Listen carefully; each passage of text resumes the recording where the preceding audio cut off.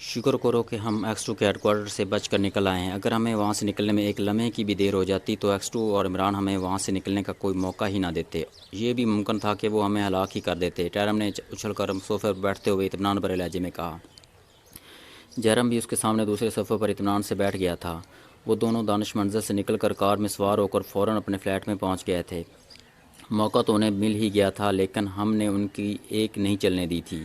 اگر ہم یہاں سے تیاری کر کے نہ گئے ہوتے اور میرے پاس منی میزائل گن نہ ہوتی تو ہم اس قید خانے سے کبھی نکل نہیں سکتے تھے جہاں انہوں نے ہمیں گرایا تھا۔ یہ تو شکر ہے کہ ہم نے وہاں جانے سے پہلے احتیاطاً اپنے جسموں پر وائٹ لوشن لگا لیا تھا تاکہ ہم ہر قسم کی گیسوں اور خاص طور پر آگ سے محفوظ رہ سکیں۔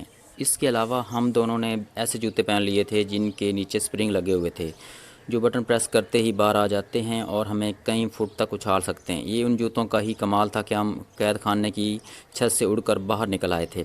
راہ دیری میں عمران تھا، جسے دیکھتے ہی میں نے میزائل گن سے آگ برسانے والے میزائل فائر کیے تھے۔ ہمارے جسموں پر وائٹ لوشن لگا ہوا تھا، اس لیے ہم پر اس آگ کا کوئی اثر نہیں ہوا تھا اور ہم وہاں سے نکل جانے میں کامیاب ہو گئے تھے۔ جیرم نے کہا، مجھے تو اس بات کی حیرت ہو رہی ہے کہ عمران اور ایکس 2 پر سے ایمبروس گیس کا اثر اتنی جلدی کیسے ختم ہو گیا تھا۔ انہیں تو 4 سے 6 گھنٹوں تک کسی حالت میں رہنا چاہیے تھا جیسے وہ پتھر کے بے جان بت ہوں، ٹیرم نے کہا۔ ان کی قوت ارادی بے حد مضبوط ہے، اس لیے جلد ہی ان پر سے ایمبروس گیس کا اثر ختم ہو گیا تھا۔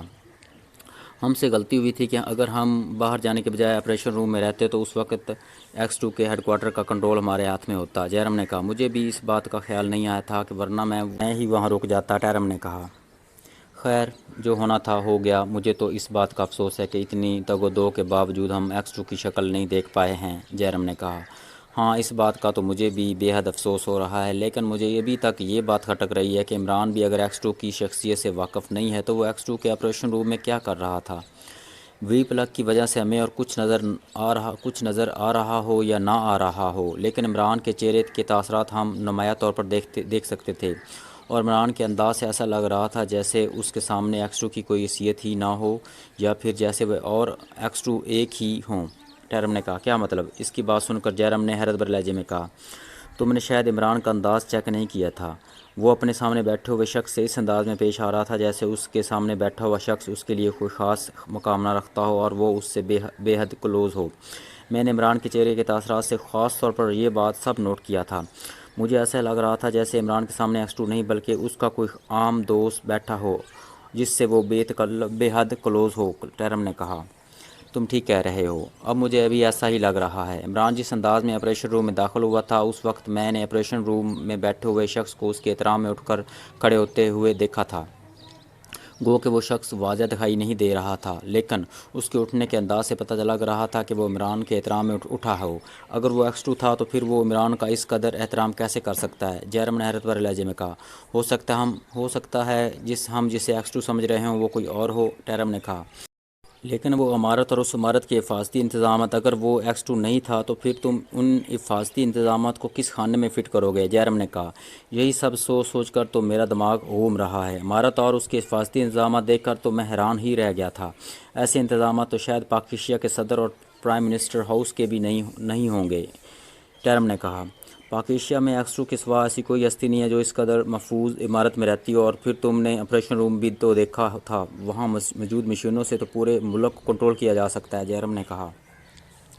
ہاں، اس بات میں کوئی شک و شبہ نہیں کہ ہم ایکس 2 کے ہیڈ کوارٹر میں ہی داخل ہوئے تھے، لیکن یہ عمران کا ایکس 2 کے آپریشن روم میں ہونا اور پھر ایکس 2 کا اس طرح عمران کی آمد پر اس کی احترام میں کھڑا ہونا، اور یہ سب میری سمجھ میں نہیں آ رہا۔ ایکس 2 کے بارے میں تو کہا جاتا ہے کہ وہ جہاں ہوتا ہے اس کے احترام میں پاک ایشیا کا صدر اور پرائم منسٹر تک اٹھ کر کھڑے ہو جاتے ہیں، لیکن ایکس 2 پر ایسی کوئی پابندی نہیں ہے کہ وہ صدر اور پرائم منسٹر کی آمد پر ان کے احترام میں اٹھ کر کھڑا ہو، ٹیرم نے کہا۔ کہیں ایسا تو نہیں ہے کہ یہ سارا سیٹ اپ عمران کا ہی بنایا ہوا ہے؟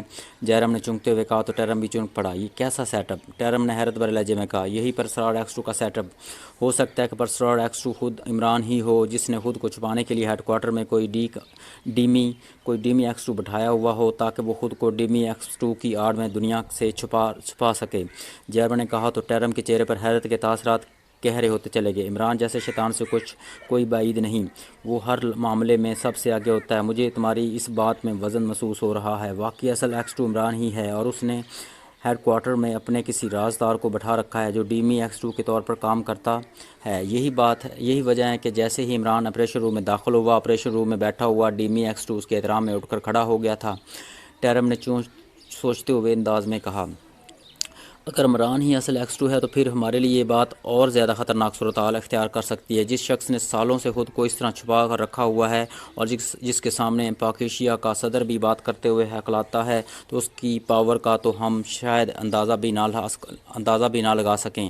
جیرم نے کہا، تم ٹھیک کہہ رہے ہو۔ ہم نے چیف کے سامنے عمران اور پاک ایشیا سیکرٹ سروس کو جانے کے لیے پلاننگ کی تھی کہ ہم عمران اور پاک ایشیا سیکرٹ سروس کو اپنے پیچھے لگا کر انہیں اپنی طرف متوجہ کر رکھیں گے تاکہ چیف آسانی سے اپنا کام کر سکیں، لیکن اگر عمران ہی X2 ہے تو پھر شاید ہم اپنے مقصد میں کامیاب نہ ہو سکیں گے۔ عمران میں بے شمار صلاحیتیں ہیں اور اگر ان صلاحیتوں کو X2 کے ساتھ یکجا کر دیا جائے تو پھر عمران کی شخصیت اور اس کی شخصیت انتہائی طاقتور اور خوفناک ہو جاتی ہے جس کا شاید ہم مقابلہ نہ کر سکیں۔ ٹیرم نے کہا، اسی لمحے میں میجر راشد کے رہائش گاہ میں عمران سے مارشل آرٹس میں مار کھا گیا تھا اور اسے بچنے کے لیے مجھے وہاں سے بھاگنا پڑا تھا۔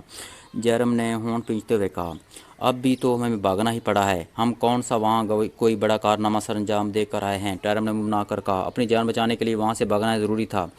X2 اگر ہمارے قابو میں آ گیا ہوتا تو اور بات تھی، لیکن X2 کے سامنے عمران بھی آزاد ہو گیا تھا اور یہ دونوں اپنے ہیڈ کوارٹر میں ہمارے لیے وبال جان بن سکتے تھے۔ جیرم نے کہا، بہرحال جو ہونا تھا وہ ہو گیا، ہم وہاں سے بچ کر نکل آئے ہیں، اب بتاؤ آگے کیا کرنا ہے؟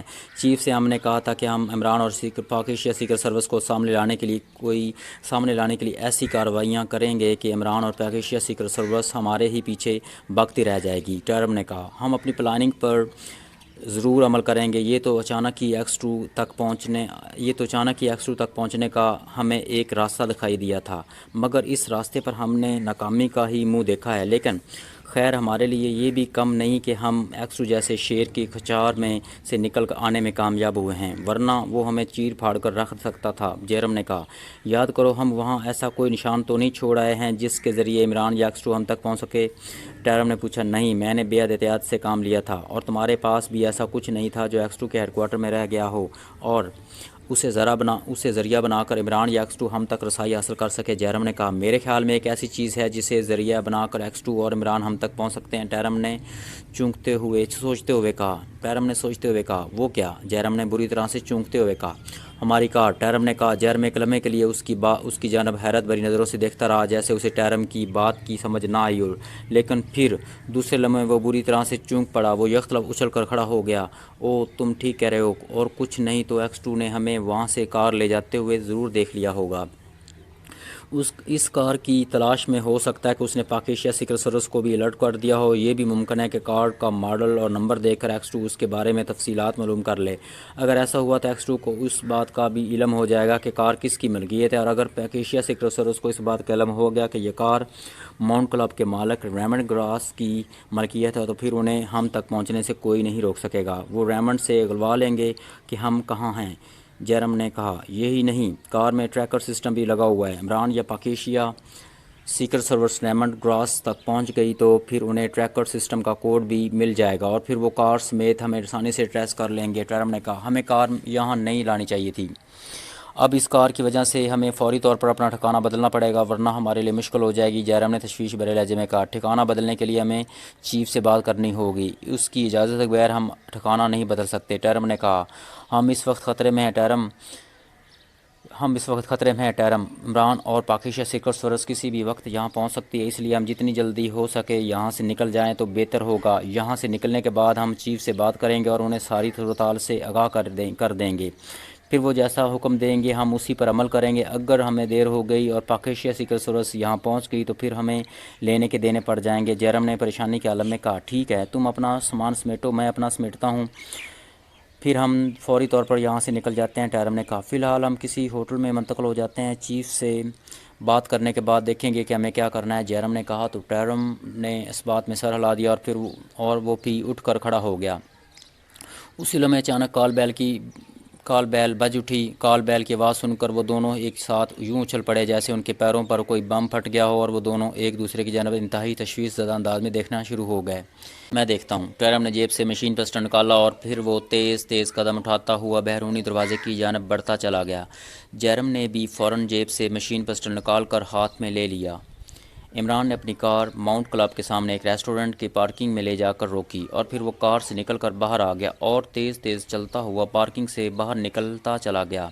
جیسے ہی وہ پارکنگ سے نکل کر باہر آیا، اسی لمحے سائڈ سے ایک لمبا ترنگا اور بدمعاش ٹائپ کا نوجوان تیز تیز چلتا ہوا اس کے قریب آ گیا۔ اس شخص نے جینز اور سیاہ جیکٹ پہن رکھی تھی، اس کی جیبیں پھولی ہوئی تھیں، اس نوجوان کی آنکھیں سرخ تھیں اور اس کے چہرے پر انتہائی سختی کے تاثرات دکھائی دے رہے تھے۔ اس کے دائیں گال پر زخم کا ایک پرانا اور لمبا نشان تھا جس سے اس کی شخصیت اور زیادہ خوفناک دکھائی دے رہی تھی۔ نوجوان کا ڈیل ڈول دیکھ کر ایسا لگ رہا تھا جیسے وہ لڑائی پڑھائی کا ماہر ہو اور اپنے سامنے آنے والے کسی بھی شخص کی گردن ایک لمحے میں توڑ دینے کی صلاحیت رکھتا ہو۔ گڈ، اچھا میک اپ کر رکھا ہے تم نے، نوجوان کو دیکھتے ہی عمران نے مسکراتے ہوئے کہا۔ آپ کا ہی شاگرد ہوں، نوجوان نے جواباً مسکراتے ہوئے کہا، جو ٹائیگر تھا اور وہاں عمران کا پہلے سے ہی انتظار کر رہا تھا۔ اس نے بلیک کوبرا کا روپ دھار رکھا تھا جو انتہائی ہتھ چٹ، خطرناک اور ماسٹر فائٹر کے نام سے مشہور تھا۔ معلوم کیا ہے ریمنڈ کراس کے بارے میں؟ کیا وہ کلب میں ہی موجود ہے؟ عمران نے پوچھا۔ جی ہاں، میں نے معلوم کیا ہے، لیکن ریمنڈ کراس اس وقت کلب میں نہیں ہے۔ میں نے اس سے رابطہ کرنے کی بھی کوشش کی تھی لیکن اس کا سیل فون بند ہے، ٹائیگر نے کہا۔ او، تو کلب سے پتہ کرنا تھا کہ وہ کہاں ہے، عمران نے کہا۔ پتہ کیا تھا وہ کہاں گیا ہے، لیکن اس کے بارے میں کسی کو کچھ علم نہیں ہے، البتہ ایک ویٹر نے بتایا ہے کہ کچھ دیر پہلے ایک شخص آیا تھا جو شکل و صورت سے غیر ملکی تھا۔ وہ سیدھا کاؤنٹر کی طرف گیا تھا جہاں روزی نامی ایک لڑکی بیٹھی ہوئی ہے۔ اس نے روزی سے بات کی اور پھر روزی نے انٹرکام پر ریمنڈ کراس سے بات کی تھی اور پھر روزی آنے والے شخص کو خود ریمنڈ کراس کے آفس میں لے گئی تھی۔ کچھ ہی دیر میں ریمنڈ کراس اور آنے والا شخص ایک ساتھ کہیں چلے گئے۔ وہ کہاں گئے ہیں اس کے بارے میں کسی کو کچھ علم نہیں ہے، ٹائیگر نے جواب دیا۔ ہاں تو پھر میرے یہاں آنے کا کیا فائدہ ہوا؟ کیا تمہیں اس کی رہائش گاہ کا علم ہے؟ عمران نے منہ بنا کر کہا۔ جی ہاں، میں نے اس کی رہائش گاہ سے بھی معلوم کیا ہے لیکن وہ اپنی رہائش گاہ میں بھی موجود نہیں ہے، ٹائیگر نے جواب دیا۔ تو پھر وہ کہاں جا سکتا ہے اور وہ کون تھا جو اس سے ملنے کے لیے آیا تھا؟ عمران نے ہونٹس کوڑتے ہوئے پوچھا۔ میری روزی سے بھی بات ہوئی ہے، وہ مجھ سے بے حد خائف رہتی ہے، میں جب بھی اس کے سامنے جاتا ہوں تو اس کی جیسے جان ہی نکل جاتی ہے۔ میں نے اس سے آنے والے شخص کے بارے میں پوچھا تو اس نے مجھے بتایا تھا کہ وہ اس شخص کے بارے میں کچھ نہیں جانتی۔ کچھ دیر پہلے ریمنڈ گراس نے اس سے کہا تھا کہ یہاں ایک غیر ملکی آئے گا جو اس کے سامنے ریڈ فلائی کا نام لے گا۔ جیسے ہی وہ آئے، روزی ریمنڈ گراس کو اس کے بارے میں بتا دے۔ آنے والے شخص نے روزی کے سامنے ریڈ فلائی کا ہی نام لیا تھا اور وہ ریمنڈ کراس کے کہنے پر نہ صرف اسے ریمنڈ کراس کے آفس میں لے گئی تھی بلکہ ریمنڈ کراس کے کہنے پر اس نے انہیں کلب کے نایاب شراب بھی سرو کی تھی۔ ٹائیگر نے کہا۔ Red fly? کیا تمہیں یقین ہے کہ روزی نے ریڈ فلائی کا ہی نام لیا تھا؟ عمران نے چونکتے ہوئے کہا۔ یس باس، میں نے روزی سے گرید کر پوچھا تھا اور وہ جس قدر مجھ سے ڈرتی ہے اس سے مجھے یقین ہے کہ وہ مجھ سے کوئی غلط بیانی نہیں کر سکتی، ٹائیگر نے جواب دیا۔ ہاں تو ایکشن ایجنٹوں کے ساتھ یہاں ریڈ فلائی کا چیف بھی موجود ہے۔ اب سمجھ میں آ رہا ہے کہ میجر راشد کو ہلاک کرنے میں کس کا ہاتھ ہے، عمران نے ہونٹ کھینچتے ہوئے کہا۔ Red fly? او یس باس، مجھے بھی یاد آ گیا ہے، یہ تو واقعی اسرائیلی ایجنسی کا نام ہے اور ریڈ فلائی کا کوڈ صرف اس ایجنسی کا چیف ہی استعمال کرتا ہے جو کرنل ڈیریمن ہے، اور اس کے بارے میں یہ بھی کہا جاتا تھا کہ اسے سرخ مکھیاں پالنے کا بے حد شوق ہے۔ اسے جب بھی کسی ٹارگٹ کو ہٹ کرنا ہوتا ہے تو وہ اپنی ایجنسی کے کسی ایجنٹ کو حرکت میں لانے کے بجائے زہریلی سرخ مکھیوں کو ہی استعمال کرتا ہے اور سرخ مکھیوں کے ذریعے ہی اپنا ٹارگٹ ہٹ کرتا ہے، اور اس نے اپنی ایجنسی کا نام بھی اسی لیے ریڈ فلائی ہی رکھا ہوا ہے، ٹائیگر نے چونکتے ہوئے کہا۔ ہاں، میجر راشد بھی اس کا ٹارگٹ تھا اور اس نے اسے بھی سرخ مکھیوں سے ہی شکار کیا تھا، عمران نے اس بات میں سر ہلا کر کہا۔ اسی لیے ہمیں وہاں سے کوئی زندہ سرخ مکھی نہیں ملی تھی۔ میری معلومات کے مطابق کرنل ڈیریمن سرخ مکھیوں کو سدانے کے لیے ملاک بیوٹیوں کا رس استعمال کرتا ہے جس کی مخصوص خوشبو سرخ مکھیوں کو اپنی طرف کھینچتی ہے، اور اگر وہ رس کسی انسان کے جسم پر لگا دیا جائے تو سرخ مکھیاں صرف اسی انسان پر حملہ کرتی ہیں، کسی اور پر نہیں، ٹائیگر نے کہا۔ اب گتھی کافی حد تک سلجھتی جا رہی ہے۔ میجر راشد کو ہلاک کرنے والے ایجنٹ تو سامنے آ گئے ہیں لیکن وہ میجر راشد سے کیا حاصل کرنا چاہتے تھے، اس بات کا پتہ لگانا ابھی باقی ہے، اور وہ چیز ابھی تک ریڈ فلائی کے ہاتھ نہیں آئی ہے، اس لیے وہ یہاں دندناتے پھر رہے ہیں۔ ہمیں ان سے پہلے اس چیز تک پہنچنا ہوگا جو میجر راشد کی تحویل میں تھی۔ وہ چیز اگر ریڈ فلائی کو مل گئی تو وہ یہاں ایک منٹ بھی نہیں رکیں گے۔ اور فوراً یہاں سے نکل جائیں گے۔ عمران نے سوچتے ہوئے انداز میں کہا، لیکن وہ چیز ہے کیا آپ کو اس کا تھوڑا سا بھی اندازہ نہیں ہے؟ ٹائیگر نے پوچھا۔ نہیں، اگر ہوتا تو اب تک وہ چیز میرے پاس ہوتی۔ بہرحال اب یہ سوچو کہ ریمن گراس اور ریڈ فلائی اس وقت کہاں ہو سکتے ہیں؟ عمران نے سر جھٹ کر کہا۔